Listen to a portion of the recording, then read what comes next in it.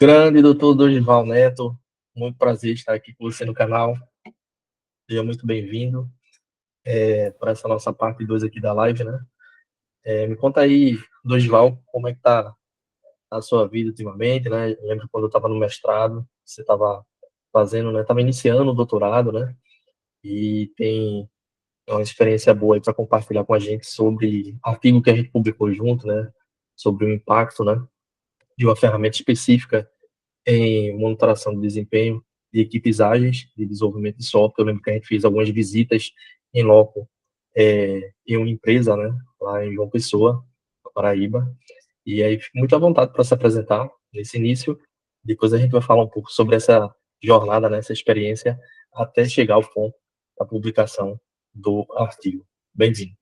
Beleza, Clóvis, obrigado, eu agradeço mais uma vez pelo convite, é uma honra estar aqui participando com você desse momento, e aí a gente trabalhou junto, né, durante algumas disciplinas, lá na época você estava no mestrado, eu estava no doutorado, e lá no Centro de Informática da UFPE tem essa questão de integrar todo mundo, né, o pessoal que está no mestrado, no doutorado, na graduação, então fica um ambiente bem interessante de inovação. Foi uma experiência boa, né, a gente conseguiu uma publicação interessante, no Congresso Nacional, né, que você foi apresentado, depois a gente fala um pouquinho mais sobre ele. Então, eu terminei meu doutorado em 2021, em outubro de 2021 eu terminei o doutorado, e aí logo em seguida, em 2022, eu comecei a trabalhar na Universidade Federal do Cariri, no campus de Juazeiro do Norte, no Ceará. E aí eu estou lá na UFCA desde maio de 2022. Aí, antes de ir para lá, eu estava no IFMS, eu era professor do Instituto Federal do Mato Grosso do Sul. E lá eu trabalhei nos campi de Dourados e de Corumbá. Em Corumbá eu morei quase 5 anos, e passei 6 meses em Dourados, e aí vim aqui para o Ceará, que é onde eu estou trabalhando hoje. E aí sempre na área de engenharia de software, né? A minha área de pesquisa desde o mestrado foi a parte de engenharia de requisitos, linha de produto de software, então, eu sempre estava trabalhando nessa área relacionada à engenharia de software. E aí, enquanto professor, né, sempre tentei guiar as minhas pesquisas com os meus alunos de orientação de TCC, de iniciação científica, indo para algum tema relacionado à engenharia de software, ao ensino de engenharia de software, que é outra área que eu estou investigando bastante atualmente. Então, é isso. Esse é o contexto atual é, das minhas atividades de pesquisa, né, de ensino de pesquisa no momento. Que legal, Dorival. Muito bom. É, é sempre na graduação ou também com algumas atuações na pós, ou na extensão universitária? Pronto. Lá no IFMS, a gente tinha acabado de criar uma especialização em informática na educação. Então, lá eu dava aula tanto nessa especialização, quanto numa especialização em docência, mas aí, como a minha graduação é licenciatura em ciência da computação, aí eu tinha mais esse viés de dar disciplinas mais relacionadas à tecnologia, à informática na educação, então, lá eu tinha mais essa pegada na pós-graduação. Aqui na UFCA, a gente tem o curso de Ciência da Computação, bacharelado em Ciência da Computação, bacharelado em Matemática Computacional, e tem um curso EAD de Análise e Desenvolvimento de Sistemas. Então, eu dou aula nesses 3 cursos. E a gente está criando um curso que ele vai começar agora no próximo ano, 2025-1, que é o curso de bacharelado em Engenharia de Software. A gente está no processo de criação de ementa, em breve também já uma deixa aí, né? Em breve a gente deve ter concurso para professores na área de engenharia de software para atuar lá no campus de Juazeiro. Então, logo eu mando para você mais informações sobre esses processos seletivos que vão acontecer, né? E, então, Manda assim, assim. eu tô atuando mais nessa questão do ensino mesmo, mas eu tenho um projeto de extensão em parceria com uma colega, com a professora, que é a professora Paola. A gente tem um projeto chamado de pensamento computacional. Então, a gente está levando para as escolas de ensino médio técnico, né? A gente está levando essa questão da informática, da robótica, da programação com Arduino, com sensores. Então, a gente está fazendo essa introdução. Aí, a gente fez um primeiro módulo, que era a parte de programação em si, e agora a gente entrou no segundo módulo, agora no segundo semestre, que é mais essa parte de robótica, de Arduino. Aí a gente está trabalhando nesse sentido em relação à extensão. Que massa, Dorival. Excelente trajetória aí, né? E a família, nesse meio do caminho aí da sua trajetória, né? Teve um filho, né? No meio, em 2020, né, Ravi chegou, outubro de É, 2020, Ravi chegou e as coisas mudaram um pouco, né? Assim, a gente tem que mesclar mais, né, a questão do trabalho com a família. Antes era só eu e minha esposa, mas aí a gente conseguia se organizar. Mas com o Ravi, não, ele precisa mais de atenção, né, um pouquinho mais de atenção. E aí é normal, assim, até cair a quantidade de publicações, diminuir a quantidade de orientações, mas, por outro lado, a gente tem uma contrapartida excelente, né, quando a gente chega em casa e ele está lá esperando a gente. Então, sim, é um desafio, mais um desafio, né, na carreira do profissional, do pesquisador, do professor, mas é um bom desafio, é um aprendizado constante também. esse é um ponto interessante, né? O equilíbrio, né, Dorival? A gente bem sabe que nem sempre a gente vai estar, né, com publicações, com muitos projetos, né? Eu já passei vários ciclos, várias fases. É entender bem essas fases, esses ciclos e estações que tem na nossa vida para a gente saber, né, ponderar. Eu já precisei fechar a empresa, né, para poder dar atenção realmente de forma mais integral à minha família, principalmente quando meu filho passou aquele processo na UTI, né? O Natal que a gente estava conversando um pouquinho antes, né, aqui nos bastidores. Uhum. Então, é muito importante você ter essa inteligência emocional, né? Então, um fator É. muito importante, né? A gente conversou aí com o Alamin também um pouco sobre isso, né? Para o pesquisador também, né? Ter essa inteligência emocional, saber os tempos de pico, né? Que você conseguir ter mais produtividade e os tempos também que você vai precisar colocar o pé no freio, né? E mudar as suas rotinas e priorizar outras coisas, né? Isso é um ponto Uhum. interessante que eu queria ouvir mais você falando, né, sobre essa questão de rotina do pesquisador, do professor, e até também saber dizer o não, né, na hora certa, nem tudo você vai conseguir colocar para funcionar e organizar essa agenda, essa rotina. Como foi esse desafio? Então, assim, é complicado porque, às vezes, um aluno, ele chega com uma proposta bem, assim, para ele, uma proposta muito interessante, né, para desempenhar uma pesquisa, desenvolver um trabalho de conclusão de curso, mas, às vezes, aquela proposta, ela não é tão, vamos dizer assim, ela não tem tanto respaldo científico, é mais uma ideia na cabeça do aluno, aí a gente precisa, às vezes, um pouquinho guiar ele, para também não jogar fora a ideia que ele trouxe, né, aproveitar a motivação dele, até na hora de direcionar a pesquisa. Mas, às vezes, quando a gente não consegue mesmo contribuir, seja porque é uma coisa muito fora da área de pesquisa, ou é um projeto muito grande que o aluno quer trazer, e a gente, às vezes, tenta reduzir um pouco o escopo do projeto para caber dentro daquele tempo que ele tem para desenvolver o TCC, e vez ou outra a gente não pode atender todos os alunos, né? Mas na maioria das vezes eu sempre tento acolher os alunos que vêm trabalhar comigo o TCC, mesmo que não seja na minha área, assim, de engenharia de software, né, propriamente dito. Eu estou participando de um projeto, já vai ser feito, ele está sendo finalizado agora, que é um projeto chamado Residência em TIC. É uma parceria da Softex com a MCTI e uma empresa chamada Brisa.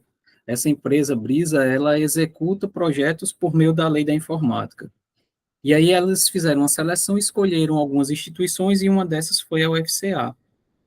E eu orientei 3 projetos durante esse ano, e desses 3 projetos, 2 eram da área de inteligência artificial.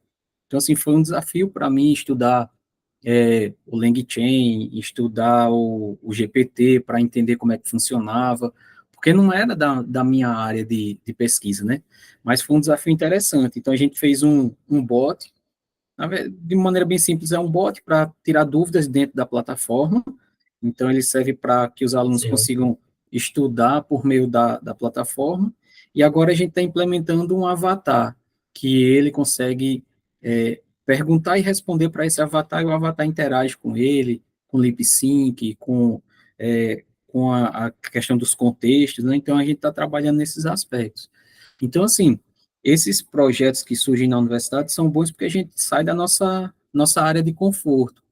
E às vezes se a gente fica Isso. muito assim naquela questão, não, eu não vou pegar porque não é da minha área, a gente não expande os horizontes, né? Então, eu acho que tem isso também, assim, vez ou outra, é, é preciso que o profissional ele saia da área de conforto, ele vá participar de um congresso, ele vá apresentar um artigo, ele se coloque um desafio maior, né? Porque a gente já tem um desafio grande que é dar aula, né? Dar aula é complicado, é uma luta É, todo dia, né? A gente tem alunos diferentes, os alunos passam por dificuldades, desculpa. A antes, gente também, durante e a depois, gente, né? Sempre tem aquela pergunta, professor, o seu trabalho ou sou da aula, né?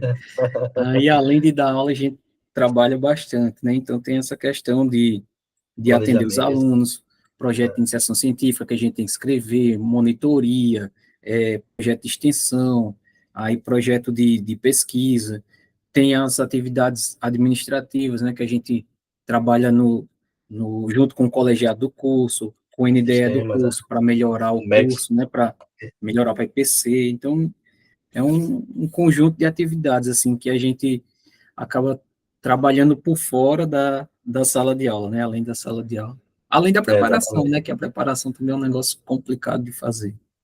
Visitas Mas do é um MEC, desafio né? grande. Tudo. É. É. E aí a gente chega no ponto desse trabalho multidisciplinar, né? Como a gente está percebendo aqui, acaba sendo um trabalho multidisciplinar, né? Essa vida acadêmica, né? Que tem a interseção com o mercado, né? Até porque não faz mais Uhum, sentido a gente estar criando projetos que fica naquela bolha, né? Só acadêmica, a gente tem que realmente ter essa interseção com o mercado, né? Para de fato estar uhum, resolvendo problemas reais, né? Do mercado. E aí eu vi que você falou aí sobre a Softex, né? Tive a oportunidade de ser tutor lá no começo do projeto de formação, né? Programação back-end, front-end. E aí a uhum, gente chega nesse artigo que a gente publicou é, em 2019, né? A CBSoft foi o X, né? De 10, X de 10, uhum, o 10º Congresso Brasileiro de Software lá em Salvador, na Bahia. Tive a oportunidade e o privilégio de ser o representante aí, né? Do nosso grupo, que uhum, apresentou o artigo lá. E aí fala um pouco dessas visitas, né? Desses diálogos com o mercado, com as empresas, com esse ponto de trazer o problema, né, do mercado para a academia, para resolver com inovação, com tecnologia e pesquisa avançada. uhum. Beleza. Então, assim, o conteúdo, né, de métodos ágeis, ele está na ementa da disciplina de engenharia de software, a gente ministra esse conteúdo, e lógico que a gente fala das metodologias iniciais, né, prescritivas tradicionais, né, de cascata, processo unificado, a gente menciona, mas a gente foca mais nas metodologias ágeis. Então, a gente trabalha com Scrum, com XP, com Lean, então a gente tenta sempre dar um viés com as metodologias, com as abordagens que estão sendo utilizadas no mercado. Porque senão o nosso aluno ele vai se formar e quando ele chegar lá ele vai se deparar com algo que ele não estava acostumado, né, que ele não tinha visto na graduação. Então, assim, na minha disciplina de engenharia de software, eu tento levar uma abordagem bem prática, assim, uma questão até de metodologias ativas, para que o aluno ele vivencie esse processo de requisitos. Então, na minha disciplina, eu faço da seguinte maneira: eu converso com os meus outros colegas, eles são os professores, né, os outros colegas. Cada colega ele vai se tornar um cliente de uma equipe. Então, durante o semestre, o aluno exercita a elicitação de requisitos, a especificação, o projeto. Então, ele vai seguindo todas as etapas do desenvolvimento de software. E aí a gente usa a questão do Scrum como a metodologia ágil que é aplicada nessa atividade. Então, eles têm as sprints, a cada sprint eles vão entregando alguns artefatos. Só que a gente não desenvolve a solução, a gente só faz protótipos. Então, eles têm etapas de validação de protótipos, eles vão entregar a documentação do sistema. Então, é como se eles deixassem tudo pronto para depois implementar. Porque como a gente não tem tempo durante a disciplina, então acaba que a gente não implementa de fato a solução, mas a gente prototipa e segue todas essas etapas, né? Então, nesse Perfeito. artigo que a gente desenvolveu, a gente utilizou uma ferramenta que era o Pivotal, Então, era uma ferramenta para gerenciamento de tarefas, né, para acompanhamento de tarefas. Então, a gente fez um estudo de caso numa empresa de médio porte aqui em João Pessoa, lá em João Pessoa, e a gente fez entrevistas com os desenvolvedores, entrevistou o gerente de projetos. Então, assim, quando a gente sai da academia e vai fazer a pesquisa no mercado, na indústria, a gente percebe muitas das teorias que a gente já viu lendo os artigos na prática, né? Então, é uma interseção bem... Pode falar, Clóvis. Prefere eu deixar o artigo compartilhado e você ir falando, ou assim tá Não, bom? pode deixar, pode deixar. Uhum. A Ó, gente vamos frisar massa, alguns pontos dele agora. massa. Pronto. E aí, o nosso artigo, né, quando a gente foi lá para a empresa, era um desafio, foi um desafio para a gente, né, porque a gente estudava em Recife, então a gente tinha que vir fazer entrevista com essa empresa em João Pessoa, que foi o caso que a gente conseguiu, né, o contato que a gente conseguiu, e aí eu vim com o Clóvis, outras vezes eu vim com o Flávio, né, então, vez ou outra, a gente estava fazendo essas pesquisas aqui, observações dentro da indústria, dentro da empresa, aprendendo como é que funcionava a dinâmica, e foi bom porque a gente teve essa percepção da indústria e a própria empresa percebeu aonde ela poderia melhorar, né, a partir da nossa intervenção, vamos dizer assim. Então, eles perceberam que eles poderiam melhorar alguns processos de comunicação, a própria ferramenta em si poderia ser utilizada de uma maneira mais adequada. Então, eu acho que é muito interessante essa abordagem indústria-academia, né, até porque a gente está estudando um problema que tem uma implicação prática, né, às vezes, consequentemente, né, vai impactar a vida das pessoas que estão trabalhando, e o nosso objetivo era perceber como é que os times ágeis dentro dessa empresa trabalhavam com essa ferramenta. E aí a gente percebeu que de duas equipes, uma utilizava bastante a ferramenta, as informações estavam sempre lá, então quando ele desenvolveu uma task, ele colocava que aquela tarefa estava em desenvolvimento, ele colocava que ele finalizou aquela tarefa, mas a outra equipe não, ela só fazia alguma interação junto com a ferramenta no momento que o gerente cobrava, ou quando estava no final da sprint.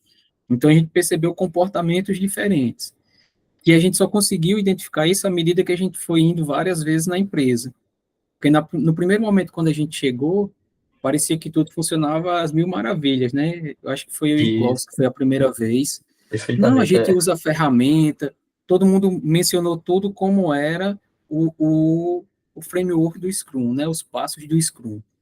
Mas quando a gente voltou lá mais vezes, aí a gente percebeu que não era tão legal assim, que tudo não caminhava tão bem como na teoria, né? Então, na prática, tem uhum, algumas adaptações. Então, foi um trabalho interessante, né? E a gente conseguiu é, publicar no Congresso Nacional.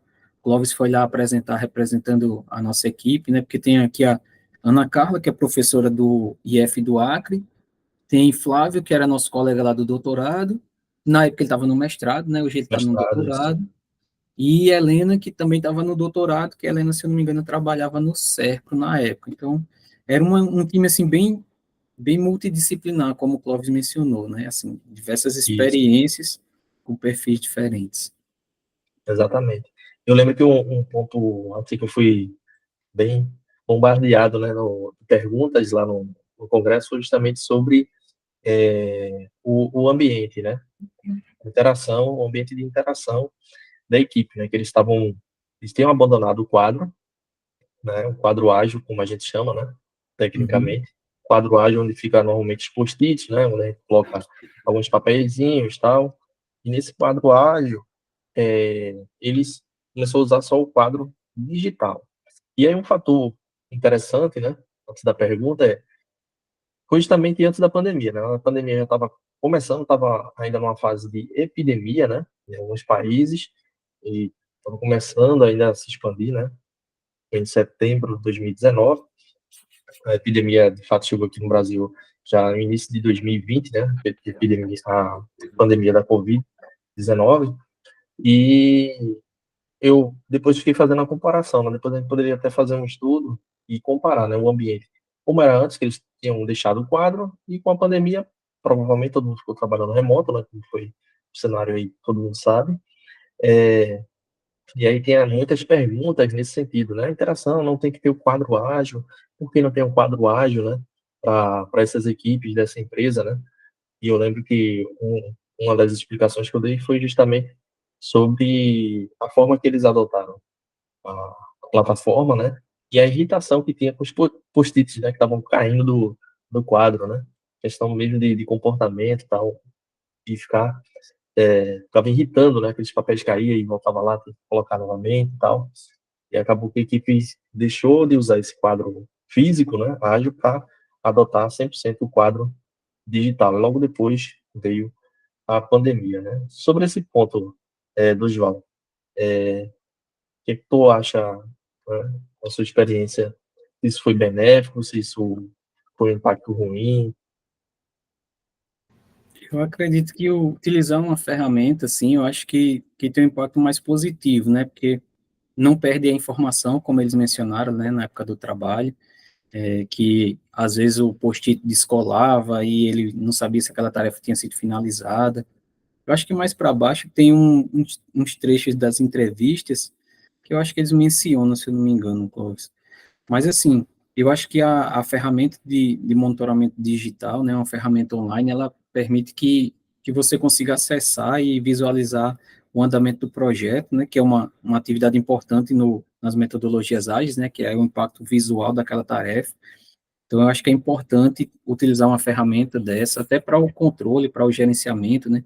Então, aqui a gente fez em cima de uma ferramenta que era a que foi utilizada na empresa, mas tem o Gira, tem o Trello, tem o próprio GitHub, ele disponibiliza uma ferramenta que você consegue gerenciar as tarefas, né? Consegue utilizar o quadro do Kanban, né? O quadro do Scrum com aquelas divisões que a gente vê nos filmes, né? Nos filmes da área de tecnologia tem muito lá a fazer, feito e fazendo. Então, tem várias ferramentas que facilitam esse processo de gerenciamento das atividades, né? Então, é muito importante para a gente acompanhar o andamento do projeto, identificar alguns gargalos. Então, eu acho que a ferramenta, ela facilita mais do que o quadro. A gente não precisa ficar apegado ao quadro físico, né? A gente pode usar uma ferramenta até que notifica as pessoas quando uma tarefa está próxima de se vencer, ou se tem algum impedimento de outro colega. Então, tem diversas possibilidades no mercado que a gente pode utilizar. E algumas gratuitas, né, como o próprio Trello, como o próprio GitHub disponibiliza, e a gente pode integrar uma tarefa, uma task com uma branch, e aí elas têm o mesmo identificador, a gente sabe quando a gente finaliza uma tarefa, porque aquela branch ela subiu para o principal, por exemplo, ou está na etapa de testes. Então, todo esse fluxo, né, que a gente conhece como Git Flow, né, que é uma das maneiras de desenvolver software no Git. Então, Exato. tudo isso a gente consegue colocar dentro de uma ferramenta de gerenciamento. Então, acho que é bem interessante. Perfeito, perfeito. E a gente percebe aqui, né, na história central da pesquisa, né, a própria ferramenta, né, a questão da transparência, Da né, transparência. Uhum. São os fatores centrais, né? O que está dentro desse quadradinho vermelho foi as categorias que surgiram a partir das entrevistas. Então, o pessoal disse que a ferramenta ela auxilia na transparência, né? Isso faz com que todo mundo perceba quem está realizando cada tarefa, o andamento daquelas tarefas. Isso também melhora a questão da transparência, melhora o relacionamento entre os membros da equipe, que também é outra característica da abordagem dos métodos ágeis, né? Ter um time coeso, multidisciplinar, e isso também traz aumenta a confiança do time, né? Então, tudo isso são fatores positivos. Então, a gente só consegue perceber que a utilização dessa ferramenta possibilita que a gente tenha aspectos positivos a partir do seu uso, né, do uso constante. isso. E aí, centralizando dessa forma, né, até a questão, por exemplo, um ponto negativo, né, fazer um contraponto aqui, a questão de pontuação indevida nas atividades, né, que aí dentro da Uhum, metodologia ágil, dentro do framework, né, que a gente utiliza o Scrum, tem a questão da pontuação de atividades, né, das tarefas que estão sendo desenvolvidas ali. Então, nem uhum, sempre vai ter esse, esse peso, que é para mim, né, por exemplo, um profissional sênior, vai ter um peso diferente para um profissional pleno, para um júnior, dependendo também do tipo de problema, né, que cada um vai ter mais forte suas habilidades e competências ali. Então, Uhum. até para discutir, né, o peso das atividades, a ferramenta também ajudou bastante, né, e facilitou esse processo de discussão, né, para determinada Isso. E pontuação. eu acredito também que essa questão da pontuação, à medida que vai se criando a cultura, né, dentro da empresa de utilizar a ferramenta, que o usuário, ele vai, o membro da equipe, né, ele vai vendo essa pontuação, vendo a pontuação dos outros também, ele pode dizer, ó, realmente, é a pontuação do time, não é uma coisa específica para mim, porque se as notas forem dadas individualmente, sem que os outros percebam, pode ser que aquela pessoa ache que é alguma perseguição, que é algum problema do gerente com ele, e não, às vezes é um problema da equipe toda, né? Então a ferramenta ela permite que as pessoas tenham essa percepção também. Então, assim, foi um trabalho bem interessante, assim, a gente até tentou, né, dar uma continuidade depois da pandemia, como o Clóvis mencionou, só que pelas diversas agendas de cada um, a gente não conseguiu fazer, porque é um trabalho que demanda tempo, né? A gente precisa ir na empresa, precisa fazer entrevista, aplicar questionários, a gente aplicou um diário de bordo, então, a gente E, tem algumas técnicas, né, da pesquisa científica que a gente precisaria aplicar e ser, de fato, dentro de uma empresa, né? exatamente, exatamente. Mas o que a gente percebeu é que, de fato, teve um aumento, né, do bom relacionamento dos membros da equipe após a Uhum, implantação, né? Não é em si só a uhum, implantação da ferramenta, né, de voltar ao trade, questão também da implantação da metodologia, né, do acompanhamento, aumentando assim a transparência, né, distribuição das tarefas também, as práticas, né, de avaliação de desempenho. Então a ferramenta ajuda muito porque gera esse histórico, né, do profissional de entrega. Então isso ajuda bastante a questão de uma promoção, né, uma futura promoção, ou de um treinamento, né, se de uhum, repente é percebido que o profissional está com uma tarefa específica ali com mais dificuldade, então possivelmente esse profissional está precisando de um treinamento ou de um acompanhamento mais de perto, né, uma mentoria uhum, interna ali, ou até mesmo, se for um problema generalizado, né, um treinamento em geral, né, de alguma ferramenta, tecnologia específica, que a gente percebe muito isso, né, quando a gente vai estar em loco, né, ou como pesquisador, ou como consultor, né, a gente percebe muito essa questão, né, níveis de maturidade também, para até a empresa ter uma certificação, né, nessa área e deixar os profissionais de fato habilitados e confiantes, né, para participar e fazer as práticas de interação e o framework, né, e de forma geral as metodologias aí abordam. uhum. Muito bom, Dorival. Grato aí pelo seu tempo, né? Foi alguns minutinhos, mas o bate-papo foi muito bom, né? Fica aqui aberto o canal, né? Para você sempre que quiser conversar um pouco sobre a área de tecnologia, dados, metodologias ágeis, né? Estou aqui também hoje divulgando esse trabalho, né? Deixei de procrastinar, né? E comecei a escrever os livros. Esse é o sexto livro do ano. Agilidade de dados, né? Casos reais e implementação prática, né? Como foi o caso dessa empresa que tem um artigo científico aí publicado. Uhum, Esse e-book está disponível aí na Hotmart, tem 56 páginas, é, 11 capítulos, bem condensado aí para contribuir com vocês. Osvaldo, muito obrigado pelo seu tempo, um abraço para você e sua família e até a próxima. Fique à vontade aí eu para que as considerações agradeço finais. muito. Obrigado pelo convite e me coloco à disposição quando você precisar, quiser conversar, estou à disposição. Agora, nesse ano, né, assim, até agora, né, eu consegui publicar 3 trabalhos, assim, então eu estava pesquisando um pouquinho sobre essa questão de habilidades e competências esperadas para um profissional de engenharia de requisitos. A gente fez foi um trabalho de TCC que eu estava participando, eu não era o orientador, mas eu estava participando desse trabalho. A gente conseguiu publicar no workshop de engenharia de requisitos, ele vai ser apresentado agora essa semana, dia 2. lá em Buenos Aires.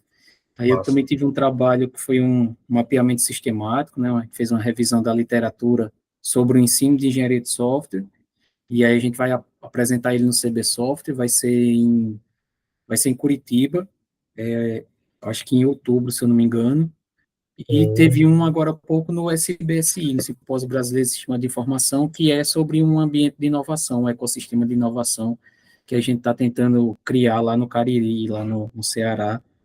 Ele já existe em outras regiões, mas a gente está querendo fazer esse ecossistema de inovação lá na nossa região. Então, eu me coloco à disposição quando você precisar, a gente se encontra novamente. Foi um prazer rever vocês, conhecer o Benjamin, né? Vi o Benjamin agora pela primeira vez, ao vivo, né? Só tinha visto nas redes sociais. Nos bastidores. Beleza, um abraço, meu amigo. Valeu, meu querido. Muito Muito obrigado, um sucesso. abraço. Sucesso. Valeu. Tchau, tchau. Valeu, tchau, tchau.